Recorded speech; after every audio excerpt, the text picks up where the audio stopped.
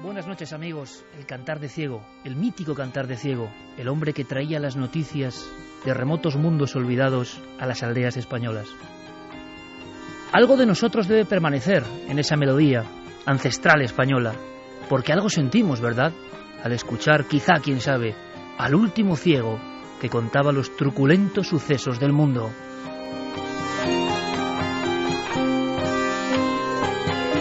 Hoy nuestro programa se tiñe de esa nostalgia, de esa sensación de querer ser mensaje en una botella, porque soy muy consciente de que todos los oficios que vamos a comentar ya son parte de un mundo muerto, de un mundo del que solo queda el recuerdo, la memoria en los últimos ancianos de los últimos pueblos, pero fueron muy importantes, fueron esenciales, contaban la vida y contaban la magia. Esta noche hacemos un homenaje a todos ellos, porque somos hijos también de esas historias, esas tierras, esas regiones, esas personas, algunos marginados. Estoy casi sintiendo con esta música de Milladoiro avanzar a una especie de Santa Compaña, y en esa Santa Compaña de los oficios muertos viaja el ensalmador, el componedor de huesos, viaja el exorcista ambulante, viaja el lobero, viaja la comadrona mágica, viajan historias que fueron muy importantes.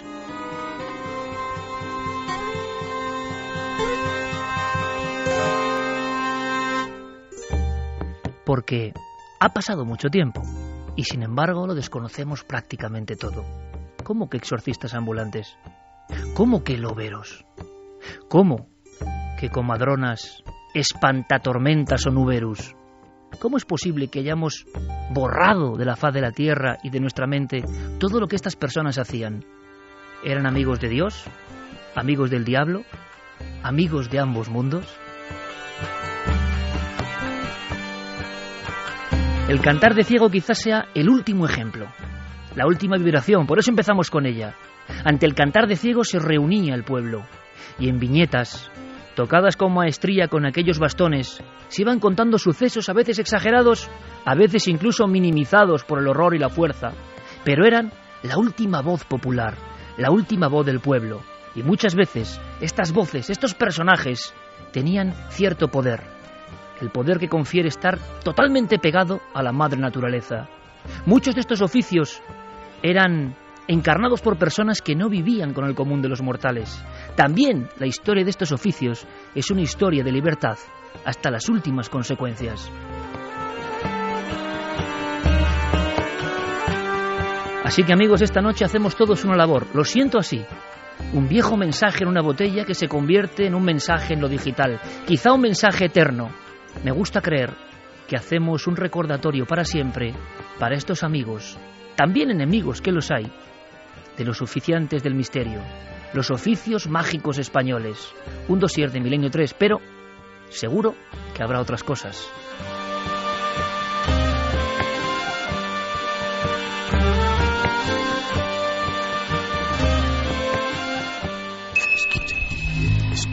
¿Quieres conocer la respuesta? Milenio 3 en la SER.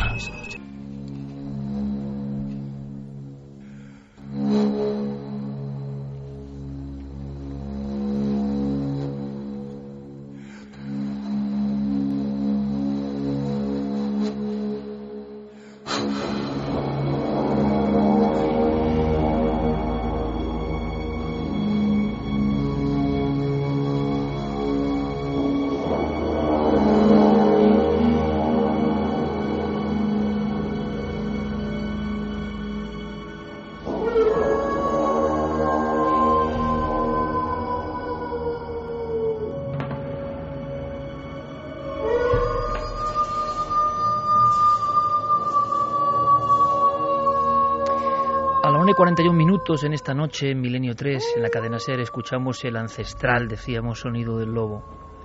Un sonido que también se parece al Cantar de Ciego, también nos reconecta con algo.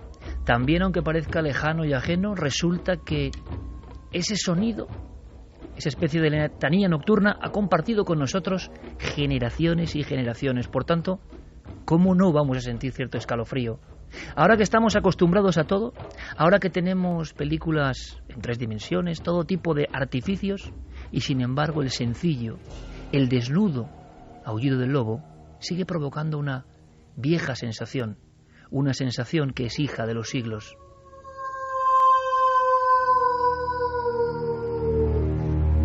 Pero había algo que aterrorizaba aún más a las personas hasta hace no tanto tiempo en la España ancestral, en muchas provincias. A veces ocurría que alguien llamaba a la puerta. Y lo peor que le podía pasar al ganadero, lo peor que le podía pasar al hombre del campo, es observar a través de las rendijas de madera que al otro lado, quizá en mitad de la ventisca, quizá en mitad de la madrugada, había un hombre.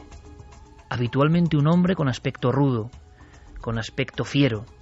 Ese hombre no solía llevar ropajes como los demás. Ese hombre iba siempre envuelto en una piel de lobo. Era, efectivamente, el lobero.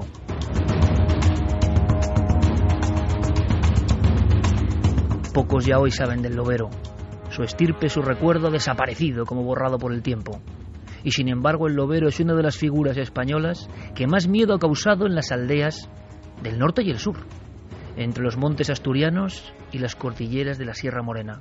El lobero, curiosamente, se comportaba siempre del mismo modo. Decían que no le gustaban los símbolos sagrados. ¿Eso era verdad o era una forma de perseguirlos? La Inquisición tuvo un especial ahínco en capturar a los loberos vivos. ¿Y sabéis por qué, amigos? Porque el lobero, oficialmente conductor de lobos, no era una artesanía cualquiera. Por supuesto que no. El conductor de lobos era una especie de oficio hereditario. Se traspasaba como se traspasa el chamanismo, de padres a hijos, de brujos a aprendices. Había una serie de ritos, y cuando llamaban a la puerta, cuando llegaban a un pueblo, cuando decidían que ese era el lugar donde tenían que empezar su peregrinar, después de esos golpes en la puerta, surgía una especie de lamento. Imaginad, por favor, a ese hombre con temor sagrado, siglo XVI, XVII, XVIII en España, que veía esa estampa. Es que la estampa no iba sola, es que junto al lobero con su piel de animal había habitualmente 2 lobos. En un caso llevado a la Inquisición de Jaén, dijo un testigo que no dio más miedo el lobero, sino los 2 animales de tan deformes, horrendos y estrambóticos. ¿A qué se refería? ¿Eran lobos deformes? ¿Por qué? ¿O es que la visión causaba tanto miedo que todo se convertía como en una especie de tapiz diabólico? El lobero siempre decía lo siguiente: ¿no hay una limosna para este pobre conductor de lobos?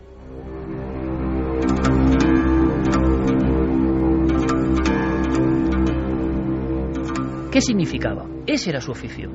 El conductor de los lobos, a través de la brujería, a través del aprendizaje, a través de la convivencia solo con los animales, se había convertido en uno de ellos. Como hizo el maestro Félix en los años 70 en España. No hay otro caso que se le parezca, que se convirtió en jefe, en macho alfa de una manada, que los, como decía, él troqueló para sentirse y ser aceptado como uno más. Los loberos tenían esto casi como si fuera un don, casi como si fuera una especie de arte propio.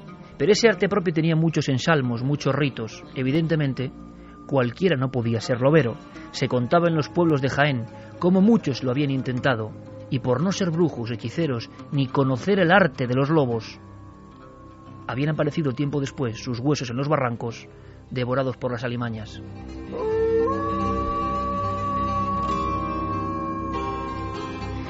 ¿Qué hacía el lobero?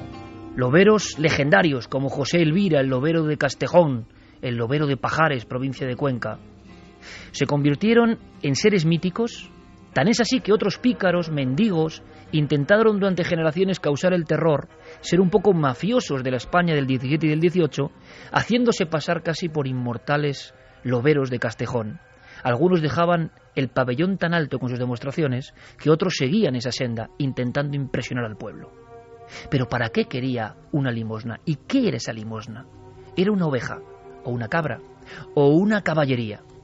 ¿Qué hacía? A decir de los legajos de la Inquisición, y cito textualmente algunos, el proceso más importante es el del 18 de mayo de 1725 contra el lobero de Castejón, iniciado por Fray Manuel de San Gerardo, Inquisición de Cuenca.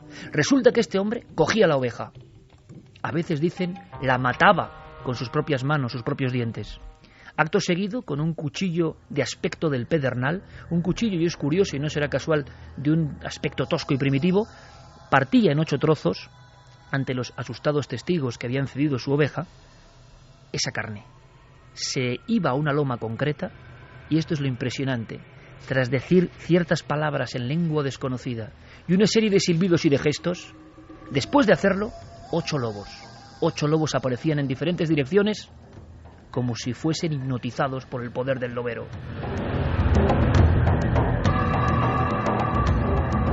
El lobero no es leyenda. El lobero ha motivado incluso investigaciones y tesis doctorales en España, pero como es España no nos enteramos. No le causamos, digamos, un aspecto importante a esta historia, no la reivindicamos. El profesor Rafael Martín Soto, doctor en la Universidad de Málaga, de la rama de Historia, de la Historia española, ha hecho un trabajo impresionante. El hombre lobo, algo más que un mito. Habla del hombre lobo, pero también habla del lobero, como el ser más parecido, por sus pactos incluso demoníacos, como señor de las bestias. Y él habla de que era una forma de amedrentar a muchos pueblos. El mayor temor para una pequeña aldea donde había lobos no eran los lobos, era habitualmente el lobero. Son auténticos estafadores, extorsionan a la población que tienen alrededor y se valen de su poder con una manada de lobos para sencillamente vivir a costa de ganaderos y agricultores, infundiéndole miedo, ¿no? Ellos llegan a esa situación por distintas razones, también se explican en el libro. Unas veces pues han robado la camada de unos lobos y entonces esos lobos han vivido como suyos y actúan para él como perros. Otras veces han introducido en la manada y hay quien incluso ha llegado a esta situación por un pacto con el diablo. Palabras que en este doctor en historia suenan fuertes, pacto con el diablo. Por eso los perseguía la Inquisición, porque pensaban que estaban en los límites de la hechicería oscura. Los lobos los tomaban de alguna forma como si fueran autómatas. Estos aceptaban el poder del lobero. Cuentan que para ser lobero tenías que ser instruido durante varios años, a veces 13, en los bosques, viviendo con ellos. Por tanto era gente lumpen, gente marginal, gente que no aceptaba bien la autoridad y gente que no estaba acostumbrada al trato con humanos. Eran por tanto feroces, hoscos, antipáticos. Eso acrecentaba su fama. Cuando le daban una oveja, él cogía un trozo y después, habitualmente la cabeza, y después el resto lo compartía con sus hijos lobos. Cuentan algunos testigos de la Inquisición en estos procesos que para ser lobero había que meterse dentro de un lago, de una laguna, de agua estancada, y rezar lo que los loberos llamaban, y esto es alucinante y es nuestro país, el Padre Nuestro del Lobo. Con ciertos aprendizajes y ensalmos, entre el entrenamiento en la montaña y la magia, el lobero sabía lo que querían los lobos, lo que le decían los lobos, aprendía el lenguaje de los animales, lo que siempre han perseguido muchas sectas heréticas y secretas en España. Hay sectas que hablan del lenguaje de los pájaros. El lenguaje de los lobos era venerado porque, para el lobero, el lobo es el animal más poderoso de la creación, el más instintivo, el más libre. Por tanto, ser dueño de una camada de lobos le confería un poder extraordinario. ¿Qué pasaba cuando no se atendía a la limosna del lobero? O cuando el lobero incluso se propasaba en sus pretensiones y pedía más de la cuenta. Hay casos recogidos en los legajos impresionantes. Por ejemplo, el de personas que murieron tras enfrentarse a un lobero, como Francisco Rubio y su mujer, en la provincia de Cuenca. Dijeron que no iban a dar varias cabezas de ganado al temible lobero. Luego aseguraron que tampoco querían su sal conjurada. Los loberos eran capaces no solo de dominar las bestias, sino hacer toda una serie de magia natural, con elementos de la herboristería. Tenían por tanto algo de druidas también. ¿Qué ocurría? Pues que muchas personas aparecían atacadas por lobos. No era el caso habitual. Lo más habitual era, como ocurrió en la misma entrada entre Ciudad Real y Jaén, como ocurrió con un suceso en el cual un testigo concreto aseguraba que tras negarse a ayudar al lobero, una noche, ante sus espantados ojos, los lobos entraron en el redil. Unos lobos también con un aspecto casi humanizado, unos lobos casi deformes. ¿Y qué ocurrió? que en ese redil había ovejas de 4 ganaderos diferentes, y encima estaban mezcladas. Según el expediente de la Inquisición, aquellos lobos, comandados por el lobero, guiados por el lobero, selectivamente mataron solo a las ovejas de la persona que había causado la afrenta al todopoderoso lobero.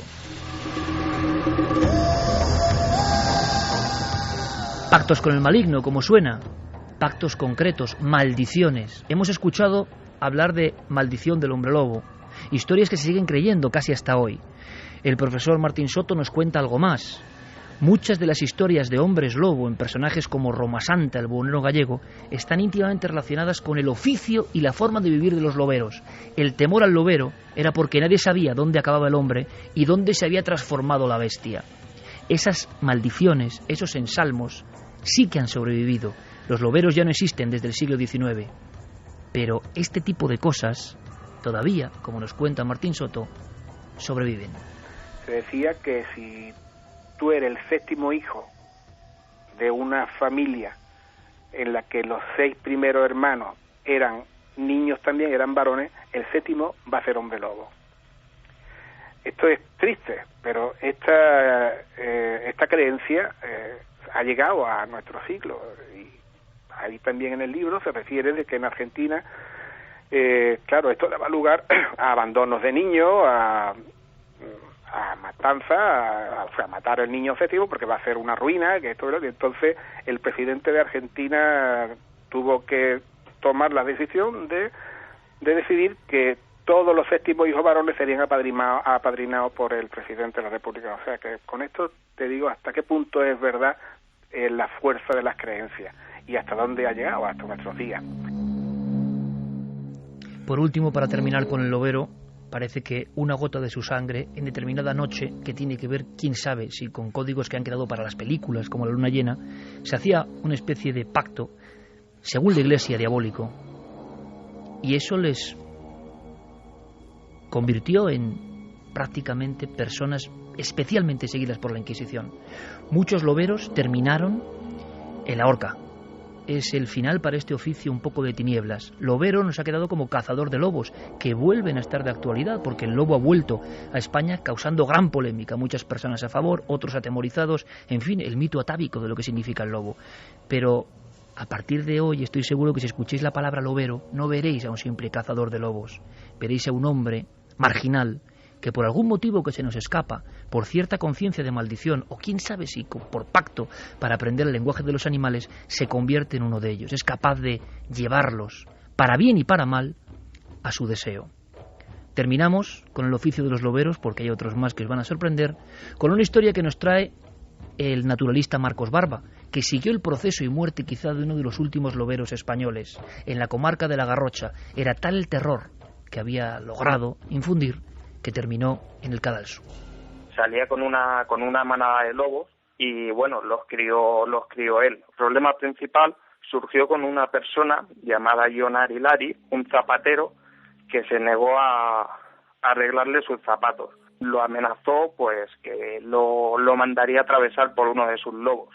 Y el problema sucedió que, bueno, apareció esta persona, el zapatero apareció muerto, supuestamente por un lobo, y empezó ya a entrar un revuelo. O sea, ya Pere Torrents empezó a catalogarse de brujo, encantador de animales o encantador de lobos. Y claro, esto sucedió ya que llegó a pasar al terreno donde ya fue detenido, ya fue juzgado por la Inquisición.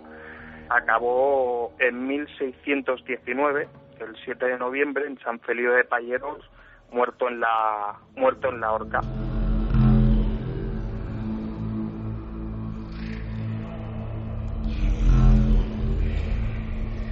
Una y 56 minutos. Yo creo que todos hemos aprendido algo que no conocíamos y eso es suficiente. Estamos viendo casi esta procesión de oficios, ya que estamos cerca de la Noche de Ánimas, como las últimas ánimas de una estirpe. Pero ¿hay oficios todavía más singulares o tan singulares, Carmen? Hemos escuchado historias de los resucitadores en otros puntos de Europa. En Francia y Alemania había loberos. Viene de Europa la historia de los resucitadores. En España es mucho más desconocida. En cierta forma es muy desconocida, pero también existió, igual que en Londres tuvo mucha fama porque el oficio de resurreccionistas, que así se le llamaba, exhumadores, levantadores o resucitadores, también lo había en nuestro país, porque también había escuelas de medicina, las antiguas facultades, donde enseñaban a esos alumnos a tratar los cuerpos. ¿Y cómo tenían que estudiar los cuerpos? Pues a través de cadáveres. Esos cadáveres que a veces, la mayoría de ellas, pertenecían a familias poco pudientes. Lo que pasaba con estos cadáveres era que cuando no tenían suficiente dinero para hacer los entierros, muchos de ellos permanecían en las casas o también en recintos, las antiguas morgues, hasta que los familiares conseguían esas monedas para poder pagar un entierro. Pero muchas veces esos cadáveres desaparecían de esas morgues, muchas veces, como hemos visto además, haciendo investigaciones en camposantos, en cementerios españoles, estaban anexas a estos, eran unos pequeños cuartos donde se preparaba a los muertos. Bueno, pues de esos pequeños cuartos eran robados muchos cadáveres. No se sabía nunca dónde podían aparecer y la mayoría de las veces fueron encontrados o en casas de médicos que llevaban allí a sus estudiantes para que vieran cómo se diseccionaba un cuerpo, o incluso en algunas casas de estudiantes. Lo mismo hacían también con los huesos, porque se puso muy de moda también entre estos exhumadores no solo desenterrar los cadáveres que estaban más frescos, porque esos cadáveres frescos eran los que mejor podían estudiarse por parte de los alumnos. También los cadáveres que ya solo tenían huesos, estos eran sacados de las tumbas para que los estudiantes de medicina pudieran ver cómo era el esqueleto de un hombre, e incluso los montaban con alambres para que pareciera que ese cuerpo muchas veces era tomado como un cuerpo fabricado. Incluso cuando la policía llegaba a casa de estos supuestos profanadores, estos decían que eran cuerpos que habían hecho algunos artesanos, cuando la realidad era bien distinta. Veían y comprobaban con los medios científicos de la época que sus cadáveres habían sido desenterrados y se había hecho un esqueleto para ser estudiado.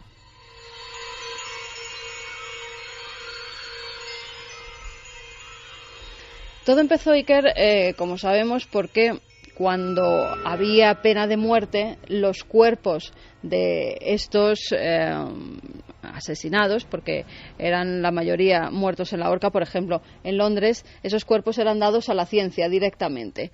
Cuando se promulgan leyes, esas leyes hacen que esos cuerpos no puedan ser estudiados por la ciencia, y entonces es cuando empieza el verdadero problema y cuando surgen estos oficios, el oficio de los resucitadores.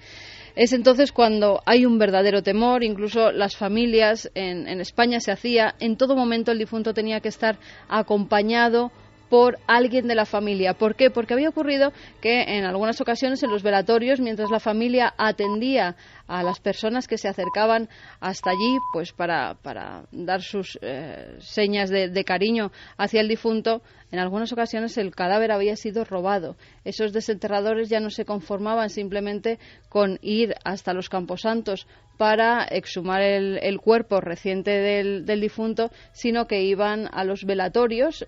Normalmente era gente pues de baja estofa, como se decía, estaban en los barrios más pobres, se enteraban de quién había sido el fallecido, estaban rondando por la casa, incluso se hacían pasar por amigo del difunto para ver dónde iba a ser enterrado, la familia cómo iba a hacer el sepelio, y acudían, hablábamos antes de lobos y loberos, pues parecían lobos acechando a su presa. Iban hasta los camposantos y cuando veían que ya no quedaba nadie de la familia, que ya no había nadie al lado del difunto, era entonces cuando con la pala y el pico, por la noche normalmente, desenterraban el cuerpo y se lo llevaban.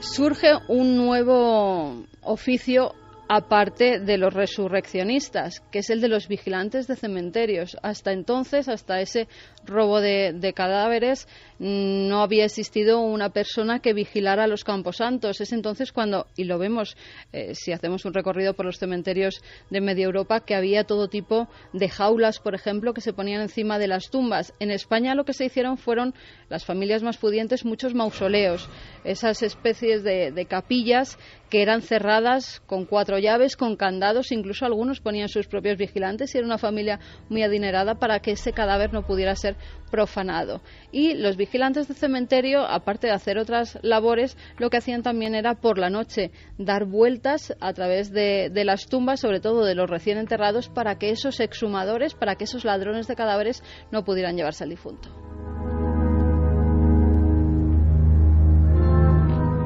¿En España algún caso llegó, digamos, a la orden pública? Porque yo recuerdo el investigador Rafael Solaz, de Valencia, que informaba de una cosa tremenda, que era un mercadillo que estuvo activo durante muchos años, realizado por este tipo de personajes o auspiciado por ellos, donde había zapatos, por ejemplo, ropa de los muertos, y que había un comercio con la ropa y los zapatos y los enseres de los muertos durante muchos años. Los exhumadores de cadáveres aprovechaban, digamos, todo, el cuerpo y lo que llevaba encima del cuerpo. Claro, fíjate, en otros países no, porque el robar al difunto muchas veces era penado con la muerte, con lo cual lo que hacían era coger al difunto, que eso no estaba tan penado como el robarle. Pero en España sí, en España lo que se hacía, y por eso esos mercadillos de la muerte, que así los llamaban, era adquirir del difunto todo aquello que tuviera de valor. Es decir, muchos de los difuntos eran enterrados con anillos, con el anillo de casados, otros con algunos recuerdos familiares, casi siempre joyas, incluso la ropa. Eran desnudados para coger toda la ropa que tenían. En Burgos hay un estudio, por ejemplo, sobre la peste que se dio en el siglo XVI en la zona de Burgos, en la que estos exhumadores, que a la vez también hacían las funciones de enterradores, llevaban a los apestados. Aseguraban que los cogían como si fueran sacos, los cargaban en la espalda a esos apestados y entonces eran trasladados a un carro. Las escenas que cuentan en uno de esos tratados de la peste en Burgos en el siglo XVI son tremendas, porque cuando esas personas eran lanzadas a los carros con la peste, sabes que pues los miembros muchas veces se sueltan, y al dar golpes y al ir en esos carros de la muerte pues iban perdiendo miembros, piernas, brazos, manos, que luego los familiares se iban encontrando. Esos exhumadores y enterradores lo que hacían era coger todos los enseres de los apestados que nadie quería, ni su propia familia, y luego posteriormente venderlo en los mercadillos. Esos mercadillos de la muerte donde había un batiburrillo de cosas que incluso los familiares se asustaban porque encontraban que la ropa con la que habían sido enterrado su pariente pues la estaba utilizando otra persona.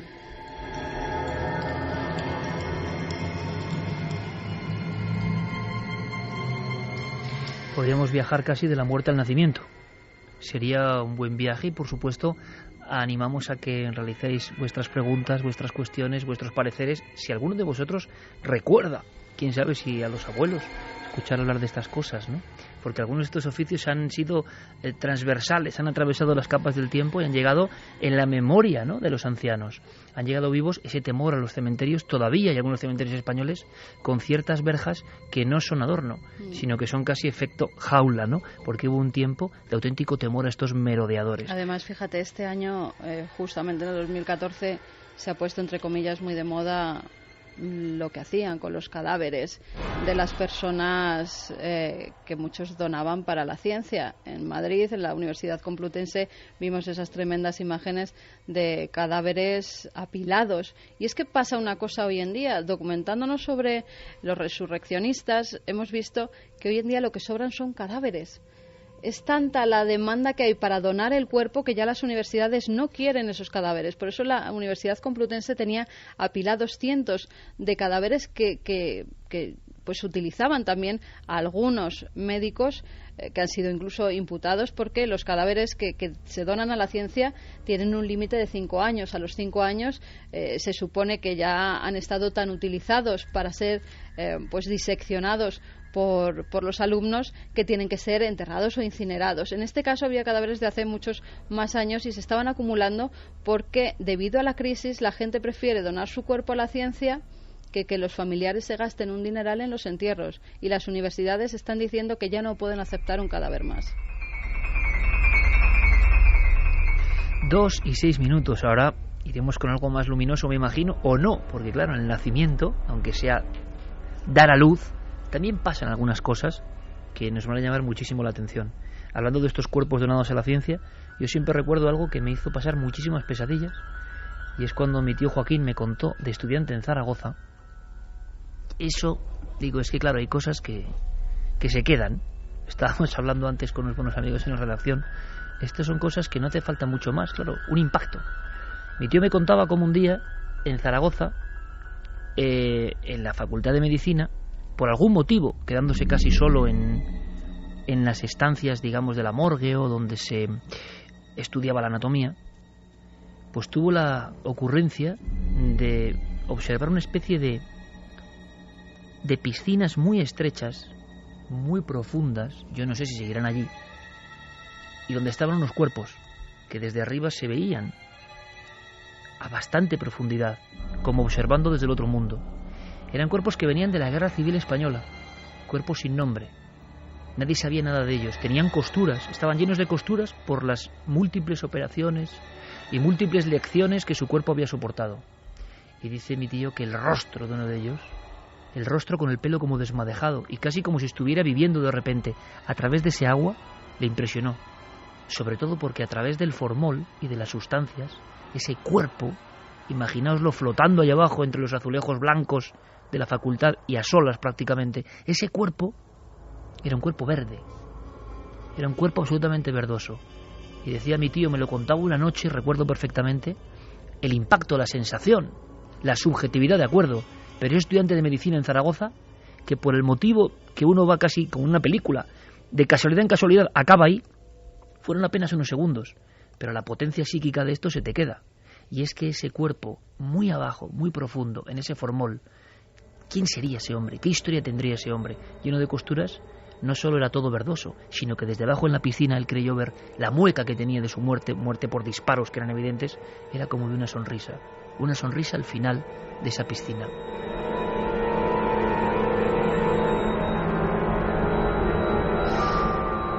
Ahora Clara nos va a llevar al momento del alumbramiento, donde también hay muchas cosas, donde también hay muchas historias, pero yo no sé si casi oxigenar un poco qué opinan nuestros amigos, qué dicen nuestros amigos. Igual han conocido algún último lobero o resucitador, lo veo difícil, ¿no? Pero hoy estamos resucitando a estos personajes, Lo conspiranoia decía, en el pueblo cuando era pequeña había curandera y un curandero de huesos que curaba esguinces y demás. Componedores de huesos. Dice nostalgia.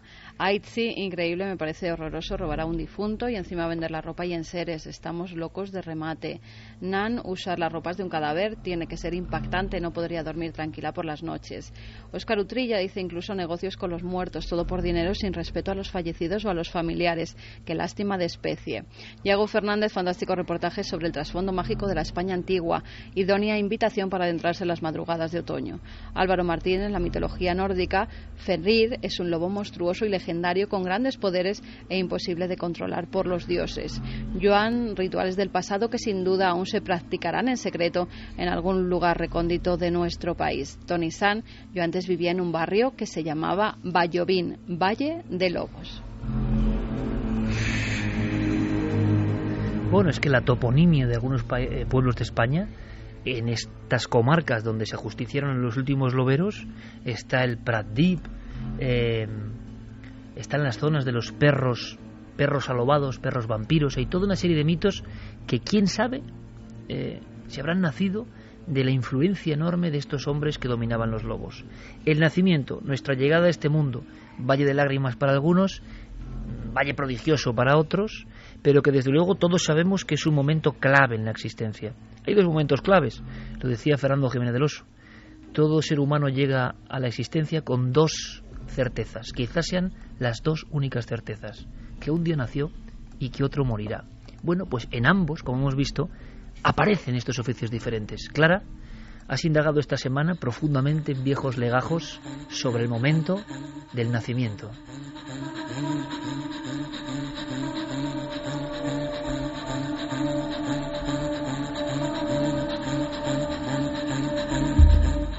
Es verdad que están ambas cuestiones muy relacionadas, aunque parezcan opuestas. La vida y la muerte se dan la mano y precisamente las parteras, las comadronas y al final consideradas casi brujas ejercían esta función. Es decir, eran al mismo tiempo muy temidas y muy respetadas, pero también necesitadas porque ayudaban a dar la vida, pero igual que ayudaban a dar la vida, podían ayudar a quitarla. Entonces, el transcurso del tiempo, estas mujeres, que en un principio presentan un servicio a la comunidad que es quizá el único que tiene el pueblo llano, empiezan a ser miradas con recelo. La verdad es que sus remedios podían conjurarse muy bien con los remedios tradicionales, como podía ser dedicarse a la Virgen del Buen Parto o a la Virgen de la Cinta y hacer unas plegarias.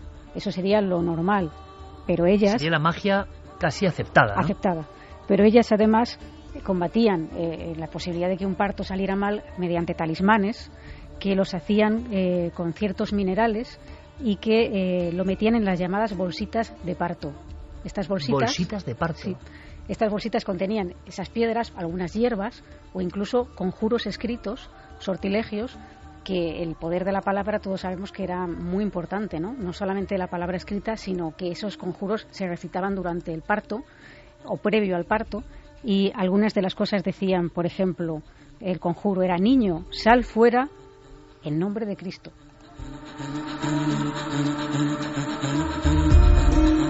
Bolsitas de parto, como si fuesen esas cápsulas ahora mismo del tiempo, ¿no? Cuando aparece en un viejo edificio algo que se dejó de un tiempo. Esto es el legado de un tiempo ya remoto. Lo desconocía por completo. Había todo este tipo de ensalmos físicos, en el fondo, para ayudar a esas fuerzas que están en permanente colisión en un momento tan clave, lo saben todos los especialistas del mundo, a todos los niveles, como es el nacimiento de una nueva vida. Sí, y la verdad es que muchas de estas operaciones mágicas, pequeñas operaciones mágicas, eran muy importantes desde el punto de vista psicosomático, es decir, la tranquilidad que podía dar en un momento determinado contar con esa ayuda, aunque a nosotros nos parezca absurdo ahora mismo en nuestra mentalidad moderna, era bastante tranquilizador. Sin embargo, había esa especie de resquemor hacia esta figura de la comadrona y la partera, porque, como digo, al igual que daban la vida, la podían quitar. Y el hecho de que, por ejemplo, se hablaba, tú lo has comentado, con los loberos, ¿no?, de un encontronazo con un lobero, también se podía dar un encontronazo con una comadrona. Y entonces ya no solamente era un problema del momento del parto, de que ayudaban en el parto, sino que también se les presuponía una serie de cualidades o aprendizajes en torno a diferentes aspectos que van más allá del parto, ¿no? Es decir, aquí hay que diferenciar que, por supuesto, que existen parteras. Yo no sé si existen parteras todavía, comadronas sí, evidentemente. No eran las comadronas y parteras que conocemos hoy. Estaban envueltas de otro tipo de oficio y de magisterio. Por lo tanto, estaban más cerca de lo mágico que de lo físico, casi. Sí, pero en un principio era casi lo establecido, lo institucionalizado, porque eran necesarias para la comunidad. Esta es la gran contradicción.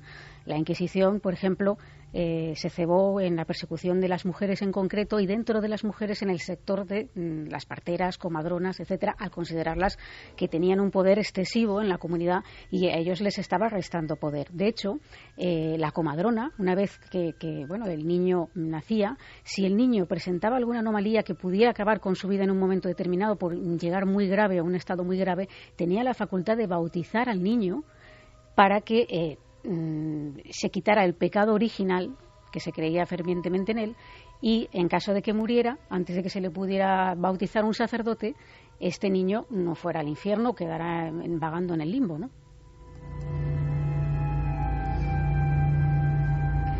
Este poder era enorme, pero entonces surgieron voces discordantes que decían: ¿por qué la mujer ha de hacer esto? Solamente lo debe hacer en el caso de que no haya un hombre que lo pueda hacer.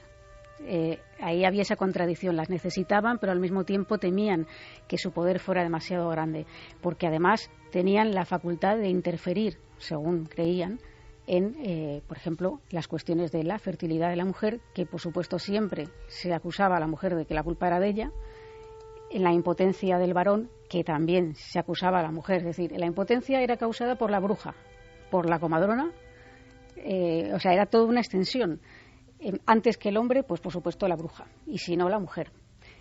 También estaban en el sistema de los métodos rudimentarios anticonceptivos que ellas también conocían, y, por supuesto, en la capacidad de que una mujer abortara, tanto si ella quería hacerlo, que era un delito, por supuesto, como si no, porque también podía causar el aborto a quien ellas desearan.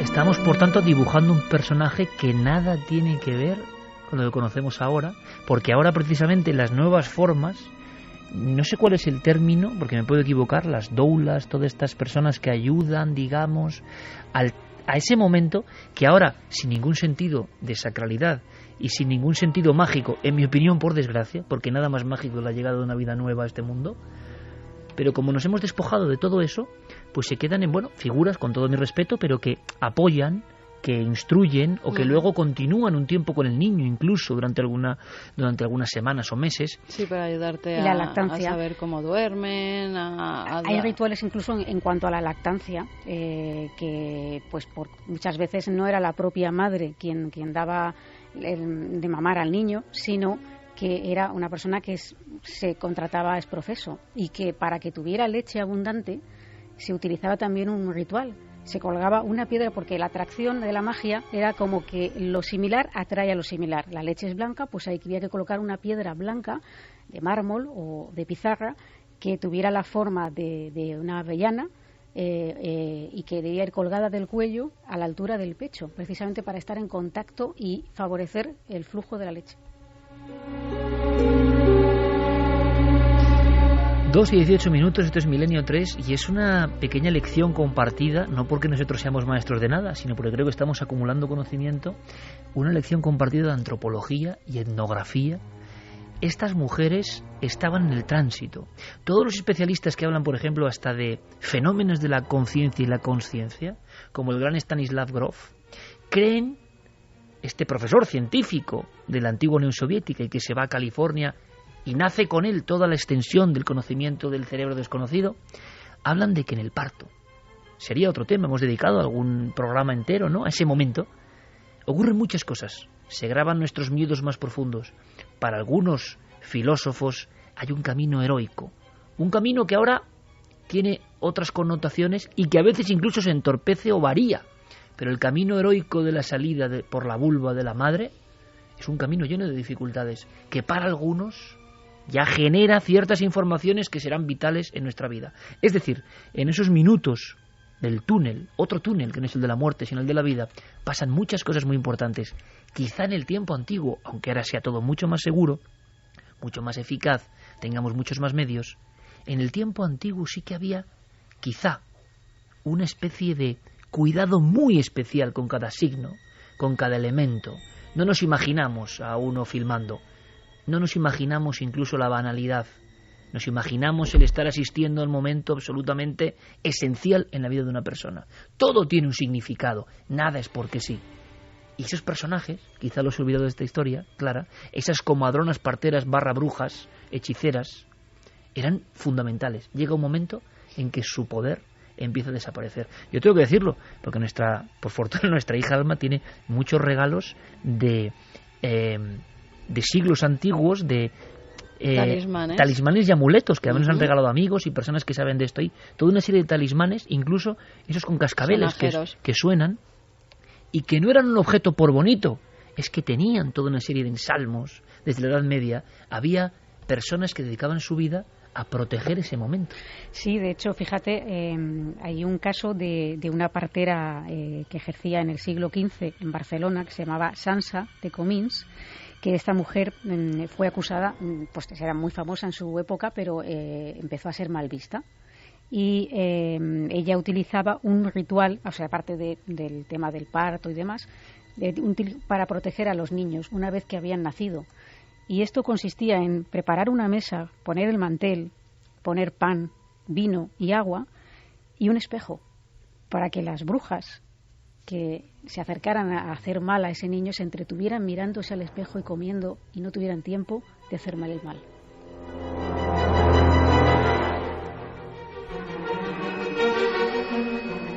Un viejo oficio sorprendente como pocos, Clara. La partera, la comadrona mágica. ¿Algún último apunte? Sí, por ejemplo, ellas también intervenían muchísimo en el tema de la fertilidad, porque la infertilidad se consideraba una maldición. la sangre, el flujo sanguíneo de la mujer durante la menstruación era tremendo, era casi diabólico, pero más diabólico era aún la mujer que no menstruaba, porque esa mujer no podía sacar de sí los demonios que llevaba dentro. Y se hacía un ritual, que lo hacía esta misma comadrona de la que hemos hablado, esta catalana, que consistía, y en esto fue una de las cosas que se acusó, para procurar la fertilidad de las mujeres, utilizaba la placenta como una cuna en la que la mujer se sentaba, se colocaba con la placenta sacada de otra mujer, de otro parto, para que esa mujer pudiera ser fértil.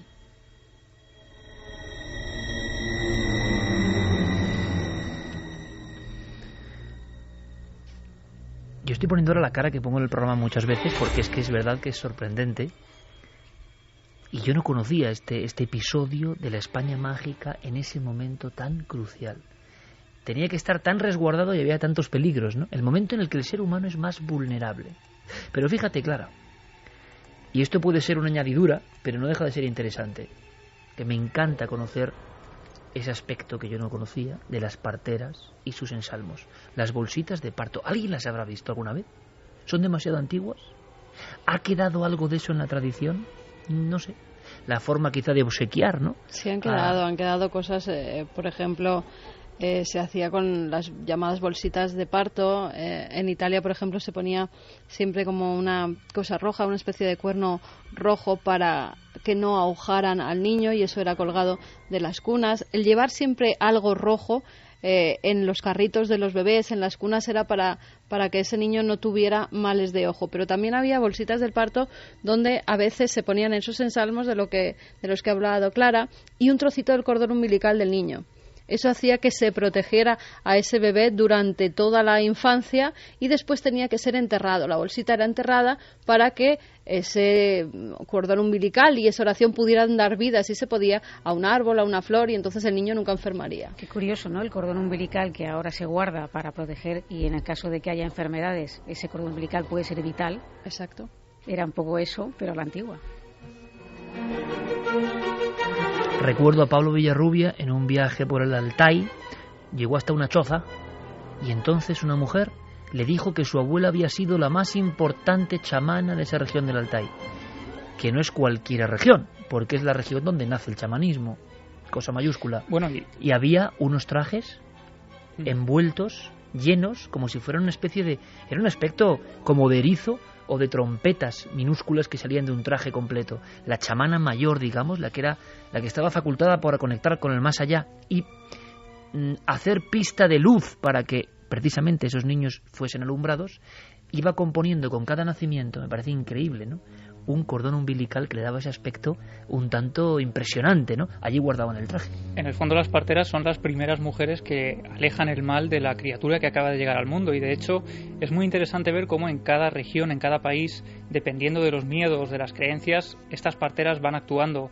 Cuando estuvimos en Rumanía, la directora del Instituto de Antropología de Rumanía en Bucarest nos relataba que las primeras personas que luchaban contra los strigoi, contra los vampiros, eran precisamente las parteras, que en cuanto nacía el niño, lo primero que hacían, al comprobar que estaba vivo, era palpar unas regiones muy concretas de la frente, después del final de la columna dorsal, para comprobar si habían salido algunas protuberancias que pudieran acabar transformándose en una especie de cola, que sería el rasgo determinante para saber que ese niño era un strigoi, un vampiro. La marca del vampiro. Pues no marca del vampiro, pero sí inscripciones, códigos extraños en la maravillosa Úbeda, una de las ciudades más bonitas de España, una cuna junto con Baeza del Renacimiento. Resulta que hace poco, gracias a nuestro amigo Manolo Wins, acabamos en Tito, y Tito es uno de los grandes alfareros de España, es una dinastía de alfareros. Tienen la fortuna de tener un patio renacentista donde toda una familia, hasta los niños más pequeños, juegan con el barro, hacen barro. Es algo tan hermoso lo de esa familia, que son muchos miembros además que tienen pues toda Úbeda llena de su tradición alfarera. Y algunos dirán, bueno, Iker Yasela, ¿qué tendrá que ver la alfarería con esto? Bueno, la alfarería, amigos, es uno de los primeros artes del ser humano. Cuando llega el Neolítico, la arcilla se convierte no solo en decoración, ahora vemos todo como decoración, no, tenía un poder. Y resulta, ¿verdad, Carmen?, que nos quedamos asombrados cuando vemos que Tito, siguiendo la antiquísima tradición desde la prehistoria casi en Andalucía, hace las tinajas o parideras para que los niños vengan a la vida. La propia forma es extraña, se ha mantenido en España durante mucho tiempo, pero nos asombra todavía ver que muchas de ellas tenían inscripciones casi escritas en cuneiforme, gráficos, en salmos, extraños como tatuajes en la arcilla, porque cada una de esas parideras que se ponían debajo de la vulva de la mujer tenían una función. Sí, era una forma que no es como la que estamos acostumbrados hoy en día, donde la mujer al dar a luz se tumba con las piernas hacia arriba y es el médico el que extrae el bebé. En este caso era como una especie de vasija que tenía una apertura para que la partera o la mujer que ayudaba en el parto o incluso el médico pudiera meter las manos por debajo y tirar del bebé para que éste cayera precisamente en esa paridera. Era otra forma en la que la mujer tenía que estar en cuclillas, agachada, para que así parece que saliera mejor, ¿no?, el niño hacia abajo. Era otra forma de dar a luz, pero que durante muchos años se ha estado utilizando en Andalucía. Ahora vemos el confort, evidentemente, y vemos que el niño tiene que llegar a un sitio donde están los médicos fenomenalmente preparados, pero en aquellas épocas... Bueno, hay de todo, porque se han vuelto a poner de moda los partos también, en casa. Pero tenía una misión esa arcilla. Esa arcilla no puede ser cualquier arcilla. Esa arcilla que va a recibir la sangre y el nacimiento de una nueva vida, con lo que significaba eso en la antigüedad, hasta hace bien poco. Significaba algo mucho más importante de lo que significa hoy en día en el orden social. Esa arcilla no podía ser cualquier arcilla. Tenía que estar consagrada, cocida de cierta forma, con determinados rituales. Y todo eso nos enseñó Tito, que me parece maravilloso. El cocimiento, el error en el cocimiento, las inscripciones. Como siempre, uno cree que son simples vasijas. Es una forma de verlo, y otra forma de verlo es penetrar en su misterio. Tito nos cuenta algo sobre este arte inicial de la humanidad y cómo acaba siendo la puerta de arcilla para la llegada de la nueva vida. Aglutina muchas connotaciones mágicas. Ya en el mismo proceso de elaboración, la cocción, por ejemplo, que subí esas piezas de barro a 1000 grados, eso tiene un alto porcentaje de error. Y entonces siempre se tenían que encomendar, por ejemplo, cuando hacían los hornos, pues a seres superiores que le echaran una mano para no echar a perder el trabajo a lo mejor de un mes que habían estado haciendo los alfareros.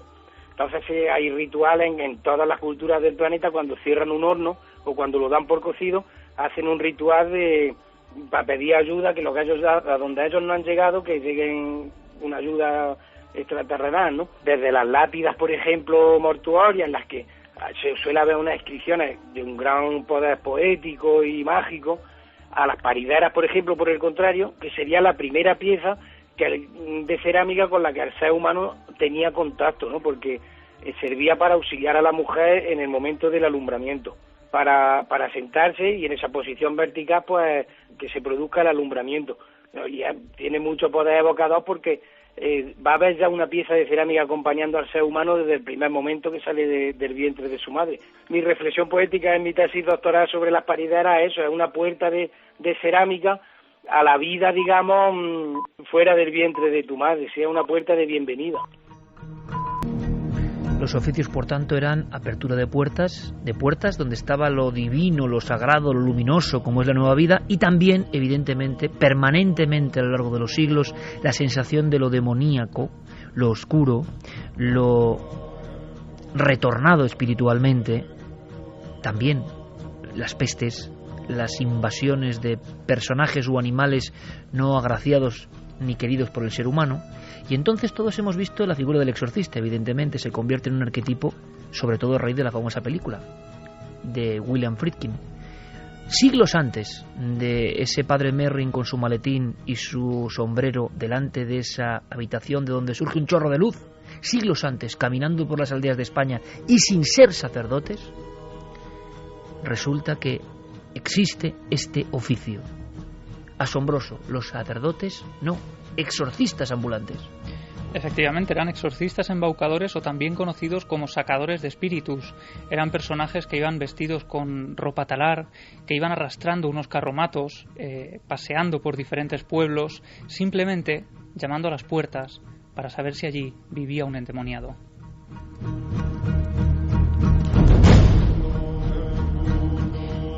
Y curiosamente, sorprendentemente, este oficio aparece ya en la Biblia. En los Hechos de los Apóstoles aparece un texto que dice: algunos de los judíos, exorcistas ambulantes, intentaron invocar en el nombre del Señor Jesús sobre los que tenían espíritus malos, pero respondiendo el espíritu malo dijo: a Jesús conozco y sé quién es Pablo, pero vosotros quiénes sois. Y el hombre en quien estaba el espíritu malo, saltando sobre ellos y dominándolos, pudo más que ellos, de tal manera que huyeron de aquella casa, desnudos y heridos.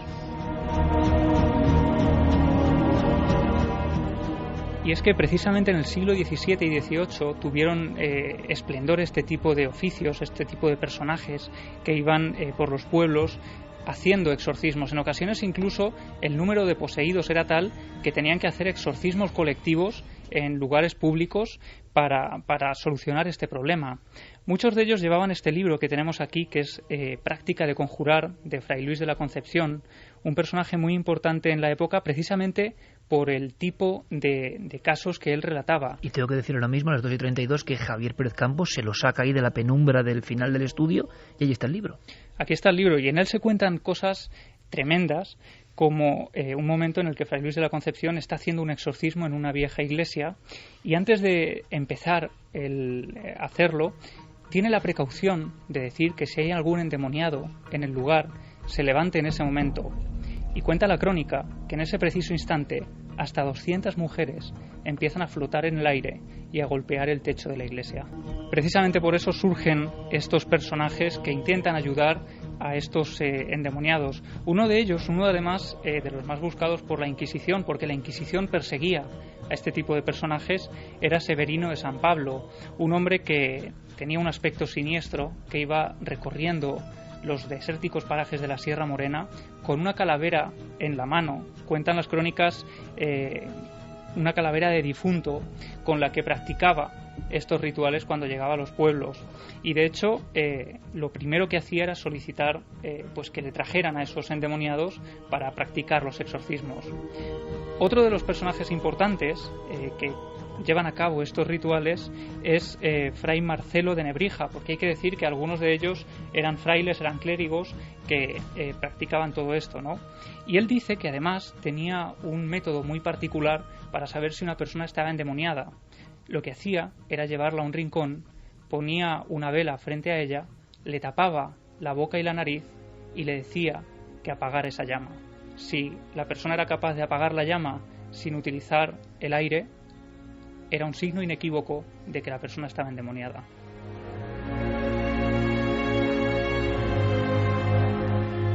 Y no solo eso, sino que muchas de estas personas, de estos exorcistas ambulantes, también practicaban la conjura de la langosta. Ellos exorcizaban la langosta porque este insecto era tomado como algo maligno, precisamente por su relación con las plagas bíblicas, y se creía que traía el mal, ¿no? Y lo que hacían era, cuando había plagas, ellos acudían a esos pueblos, practicaban los exorcismos y también aprovechaban para expulsar a estas plagas. Precisamente Fray Marcelo de Nebrija, este hombre del que estábamos hablando, utilizaba unos métodos que impresionaban a las gentes cuando llegaba a los pueblos, porque lo primero que hacía era salir en procesión por el lugar. En ocasiones sostenía en la mano unas larvas de langosta, y mientras recitaba la oración, al final, cuando terminaba, las lanzaba a las llamas del fuego.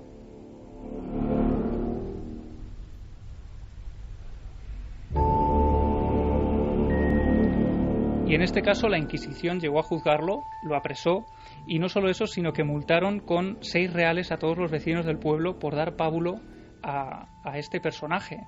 Hubo también otros tantos que pues caminaron por España en aquella época, pero no solo eso, sino que llegaron a erigirse templos para acabar contra las plagas.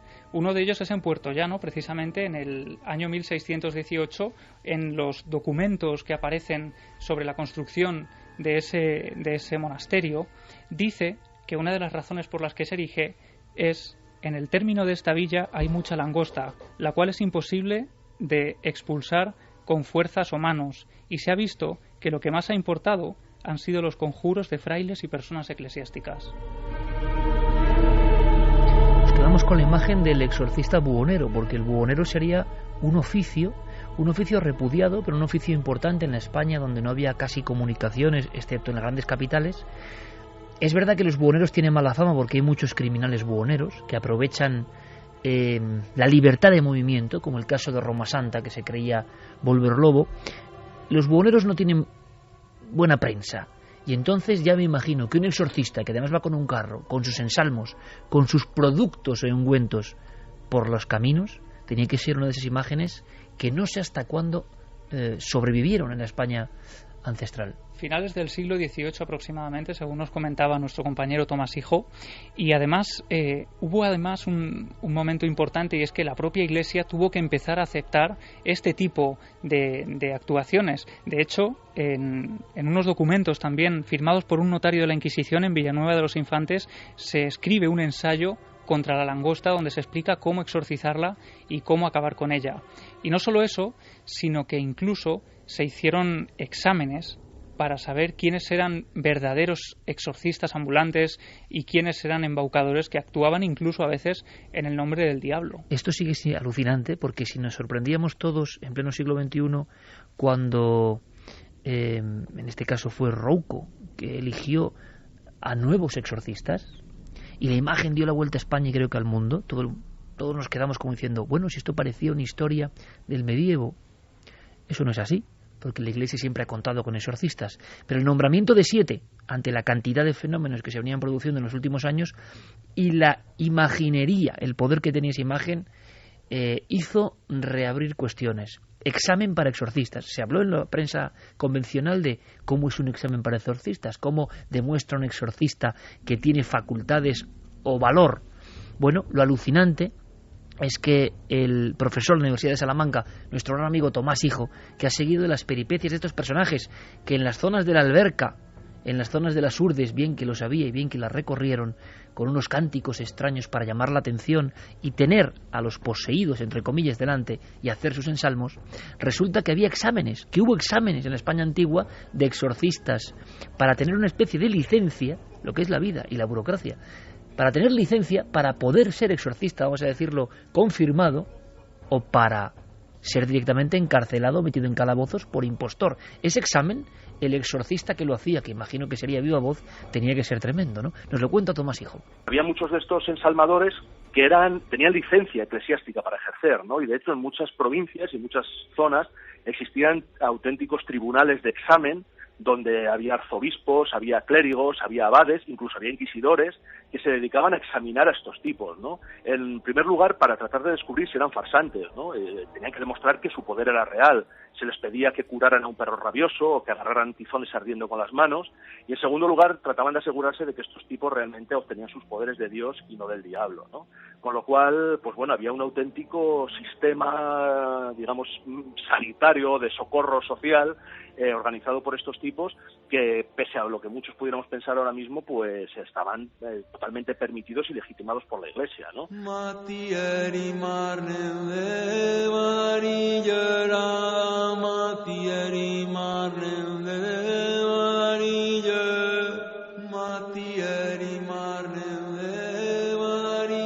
A las 2:40 minutos la voz de nuestro amigo Neónimo suena como un ensalmador antiguo, ¿no? Como un ensalmador ancestral de la provincia de Burgos. Bueno, brevemente, Javi, había un tipo de exorcista ambulante que ya era el que actuaba con máxima premura por el dolor, entre comillas, que tenía el afectado, ¿no? Sí, y que están a medio camino también de los sanadores, porque en su caso intentaban curar a enfermos. Estos eran llamados animeros, eran más propios de Tenerife, sobre todo en el siglo XVIII, y ellos estaban convencidos de que cuando uno tenía una enfermedad era porque llevaba consigo pegado un espíritu, por lo general el espíritu de un familiar, el espíritu de un amigo cercano, que viene a pedir misas y que se manifiesta causando esas afecciones. Estas creencias llegaron a ser también tan creídas en la época que se escribió también otro libro importante, el Tratado de las Supersticiones y Hechicerías, de Martín de Castañega, que es un libro precisamente autorizado por la Inquisición. Al final del tratado aparece que ha sido revisado por un médico, y en este libro aparece también un capítulo donde se especifica cuáles son las actuaciones propias de un médico y cuál las de un sanador. Y un personaje muy importante en el mundo de los animeros, que se llamaba Salvador Martín, él vivía en Icod, cobraba limosnas por sanar a estas personas que acudían a él, y se ganó así el sobrenombre del Viejo de las Ánimas o el Médico del Purgatorio.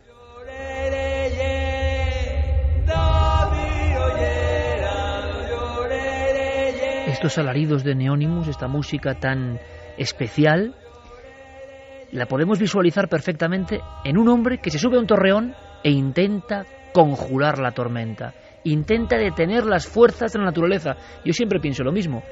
Si hubo personas, es imposible, lógicamente imposible, pero si hubo personas que vivieron toda la vida, por ejemplo, de ensalmadores de tormentas, es por algo, quizá porque funcionaban. Diego Marañón, compañero, buenas noches. Hola Iker, ¿qué tal?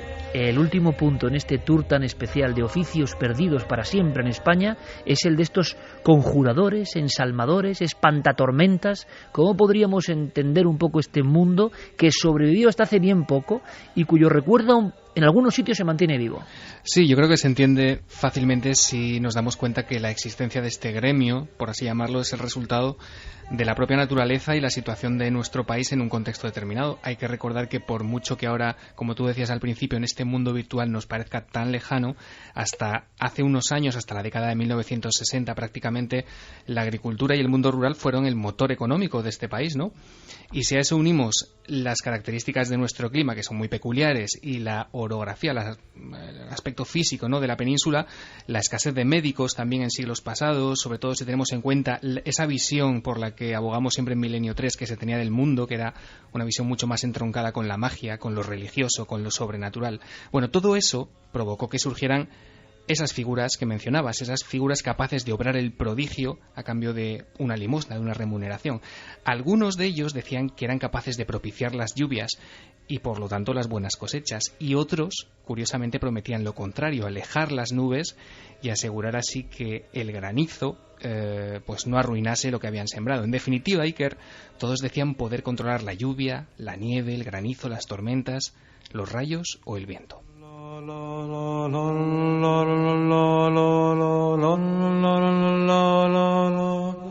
Pero en todo caso, y tal como nos hacía saber esta semana Marra y Bueno, con la que hemos hablado y que ha estudiado todos estos oficios, sí que se podría establecer una especie de división entre dos de esos conceptos, los tempestarios y los nuberos. Los tempestarios alejarían las tormentas y los nuberos harían lo contrario, tendrían la capacidad de atraerlas. Existen documentos que de alguna manera acreditan la existencia de estas personas en ciertas partes de América, pero aquí mismo en nuestro país, en España y también en otras zonas concretas de Europa, los nuberos en la zona del norte, por ejemplo, los ensalmadores de tormentas, los tempestarios o los conjuradores de nublados, que así se llamaban, al final vemos que no son más que distintos términos, distintas denominaciones de llamar algo que comparte una base común. Y curiosamente, y esto me ha sorprendido, eran a menudo sacerdotes y clérigos especializados. O sea que el hombre de la Iglesia, en el aspecto rural, era capaz de deslizarse hacia la magia antigua, casi pagana, y actuar con ensalmos, con tradiciones antiguas, que es lo que yo digo. Si lo hacían y se mantenían en su puesto, igual no tiene lógica, pero sería por algo, ¿no?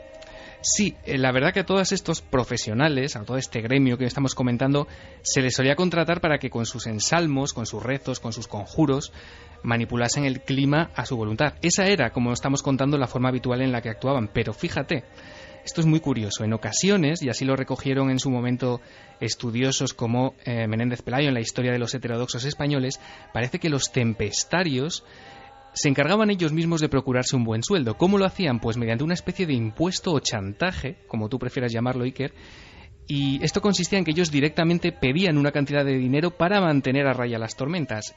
Y ojo a quien no pagase. Como te imaginarás... Como el lobero, por tanto. Efectivamente, podía esperar un conjuro por parte del tempestario, una maldición que acabase con sus cosechas y que les llevara a las ruinas. Muchas veces estas personas hacían creer al pueblo que en la tempestad que estaban escuchando a lo mejor a lo lejos, estaban caminando los mismísimos diablos y que era preciso ahuyentarlos usando esas palabras y esos rituales concretos. ¿Hasta cuándo, Diego, tempestarios, nuberos, espantatormentas, ¿hasta cuándo? Pues prácticamente hasta el siglo XVIII o incluso el XIX. Resulta curioso, se tiene constancia que en ciertos poblados de Aragón había campesinos que disparaban en ese tiempo a las nubes, los disparaban con balas de cera, que previamente habían sido bendecidas, Iker, y a la vez hacían sonar las campanas para alejar al mal tiempo. En España, estas personas que ellos decían que eran capaces de controlar el tiempo eran vistos como seres que ostentaban un poder enorme, ¿no? Como unas capacidades que en la creencia popular habrían adquirido gracias a pactos con el diablo. Y cuentan Jesús Callejo y José Antonio Iniesta en su obra Testigos del Prodigio, fíjate, que la popularidad de este oficio llegó a tal punto que el fuero juzgo, que era una especie de código penal que elaboró Fernando III durante su reinado, ahí en esa obra se los consideraba magos y embaucadores e incluso reservaban penas específicas para ellos de acuerdo al delito que hubieran cometido.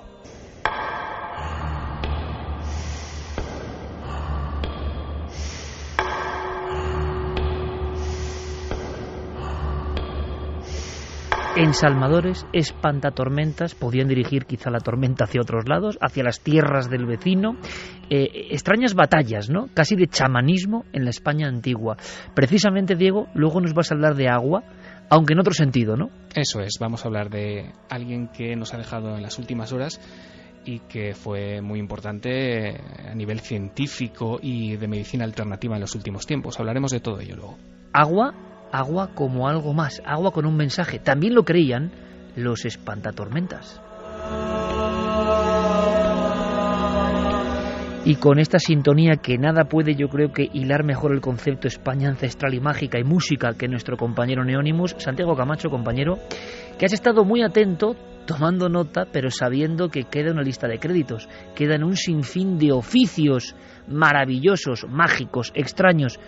Todos tienen un hilo conductor, 2 creo yo, 3, eran creídos por el pueblo, vivían y vivieron durante generaciones personas de estos oficios que hemos comentado, ojo, importante también, y un elemento fundamental, todos han sido olvidados, sepultados por la modernidad, pero es que hay mucho más.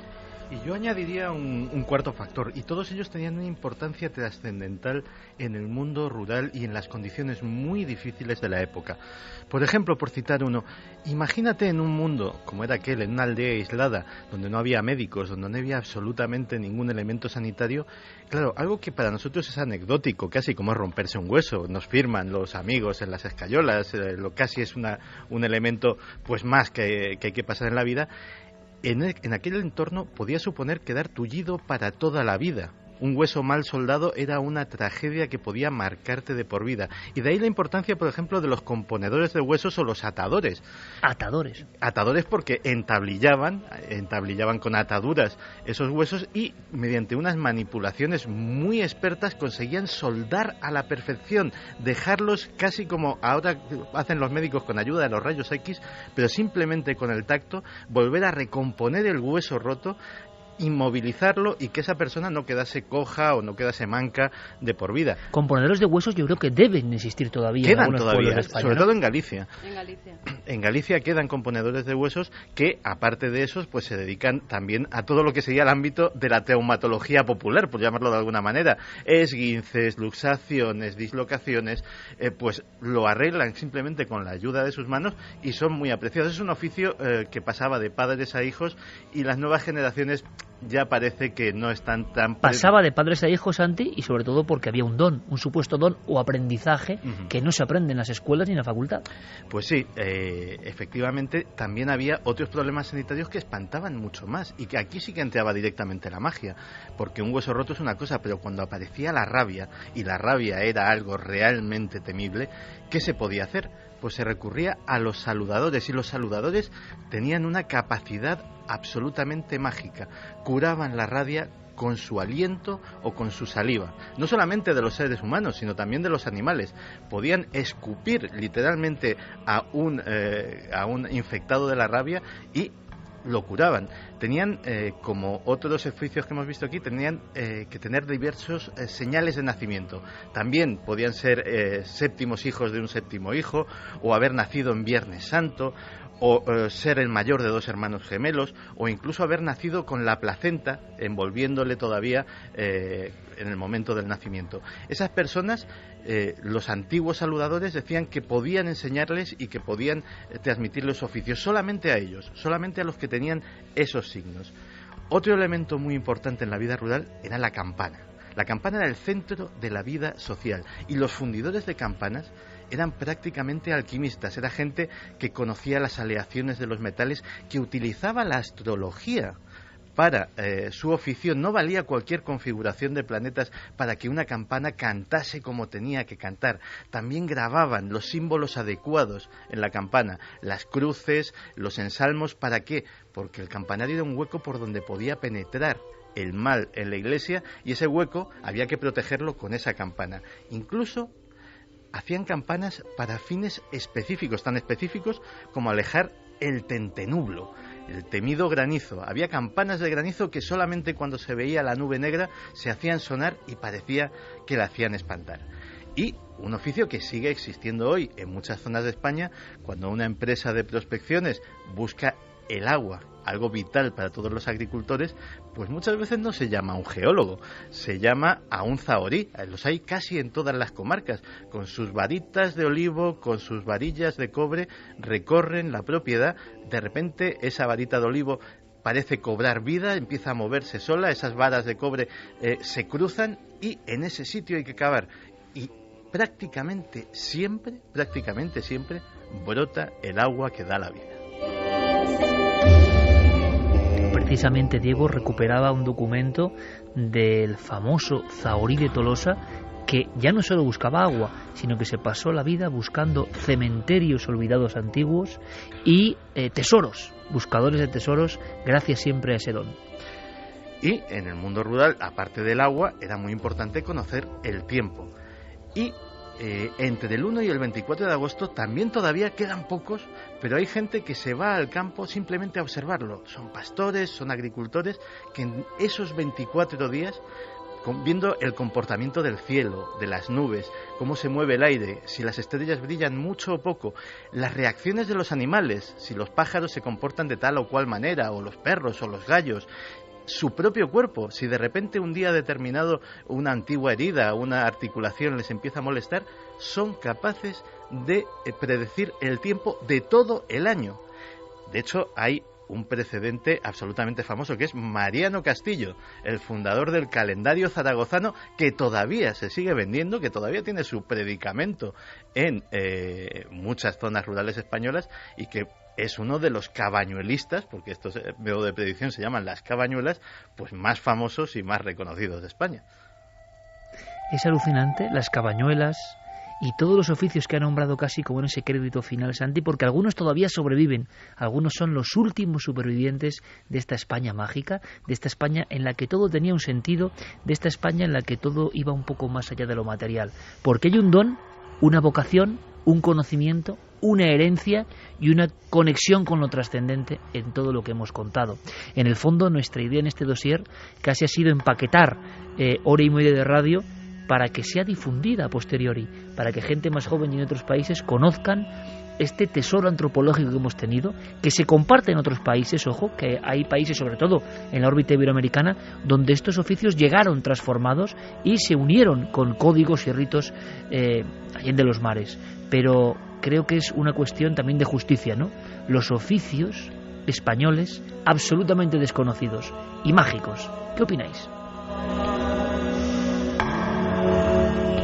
Son Wynn dice: en Galicia quedan componedores de huesos, doy fe, y algunos más diestro que la mayoría de traumatólogos. José dice: forense ambulante que hacía las autopsias en los propios cementerios. Ese es otro oficio mágico. Bueno, José Cabrera lo hacía. Sí. Iba de cementerio en cementerio de los pueblos haciendo, incluso encima de las lápidas, porque algunos no tenían ni esas pequeñas estancias donde podía hacer las autopsias. O sea que eso, Cabrera, hasta hace no mucho tiempo, es un genio de la comunicación, Cabrera. A mí me decía Iker, si yo he estado en Zamora, siempre decía Zamora porque fue su época, digamos, de haciendo autopsias bajo la lluvia, sin ningún tipo de paramento, sin ningún tipo de techumbre, con el muerto solo en el cementerio, abriéndolo ahí sin nada. Y dices, esa imagen a mí se me quedó, Cabrera en mitad de la tormenta haciendo la autopsia, en fin. Lila dice el color verde es debido al formol. Hoy en día los cadáveres de la Universidad de Zaragoza se guardan en neveras. Cafdita, en Panamá colocamos a recién nacidos un brazalete de cuentas rojas y negras para protegerlos del mal de ojo. Amets Miquel, la historia del lobero me recuerda a las historias que se cuentan en Caracena sobre el tío Antero, el pastor que dominaba a los animales. El tío Antero. Mira, pues eso no lo conocía. Deli Jiménez, actualmente hay grupos que ayudan en el parto en casa, que hacen rituales y cánticos para dar la bienvenida al bebé. Hoy. ¿Ah? Paulino Fernández, yo he visto niños recién nacidos pasarlos por encima del lomo de un lobo. Es una tradición druida. Angie Godoy, mi madre me acaba de contar que ella nació igual como lo que estáis diciendo, mi abuela agachada y la partera ayudándola. José María García, las plañideras iban a llorar a los velatorios a cambio de dinero. Montaña Sánchez, a los bebés aún se les pone un hilo en la frente para quitarles el hipo y lo gracioso es que funciona. Luego esas cintas rojas se han mantenido hasta la actualidad. La cinta roja para que a las niñas o a los niños no les ahojen por envidia. Eso es una cosa que se sigue manteniendo y que existe y que pertenece al medievo. Nace eso en el medievo. Chari Aragón, yo conservo los ombligos juntos. Siempre escuché que siempre estaría unido a la madre. Kabir, también se supone que no hay que cortar el cordón umbilical tan rápido tras el nacimiento. Lo correcto es poner al bebé piel con la madre y cuando deja de funcionar el cordón es cuando se corta para que no sea tan violento para el bebé. Juan Manuel, desde que se conoce la existencia del diablo es necesario la figura del exorcista. Uno va de la mano del otro. Óscar, en Asturias, para proteger a los recién nacidos del mal de ojo, se regala una mano cerrada tallada en azabache. Nos decía también Ancela Freire, mi madre me decía que si te encontrabas en el monte con un lobo tenías que rezar un Padre Nuestro al revés para que no te comiese. Bueno, quedamos con ese último rito que es como muy gráfico, es muy de Santa Compaña o muy de Galicia ancestral o de Asturias ancestral o de Extremadura ancestral, tierras que han sido muy loberas, ¿no? Precisamente en apenas un par de semanas tendremos ya aquí la Noche de Ánimas, ¿no? Vamos a ver si preparamos algo especial, diferente, estamos pensándolo porque en el fondo este es un legado, como decíamos al principio.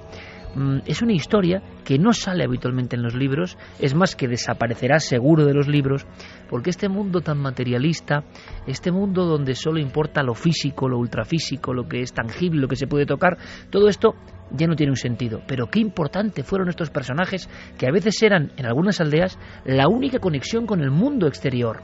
Ese cantar de ciego con el que comenzábamos nuestra emisión esta noche, ese cantar de ciego eran las noticias, era el telediario, era contar lo que había ocurrido y además contarlo con cierta gracia y con cierta voluntad y vocación de comunicación, porque si no ese pobre ciego se moría de hambre, ya podía tener con su lazarillo unas buenas dotes. En definitiva, parece que todos estos personajes estaban hilados por un poder de la palabra, un poder de la convocatoria, un poder del ensalmo, un poder de la fecha o del código mágico. Y todo eso, casi nadie cree en ello. Por eso, precisamente, para que permanezca eternamente en el éter, lo hemos hecho esta noche. Hemos reivindicado los oficios mágicos. Pero luego, en Milenio 3, vienen muchísimas más cosas. La primera, una visita con Clara Tahoces a un sitio un tanto inquietante.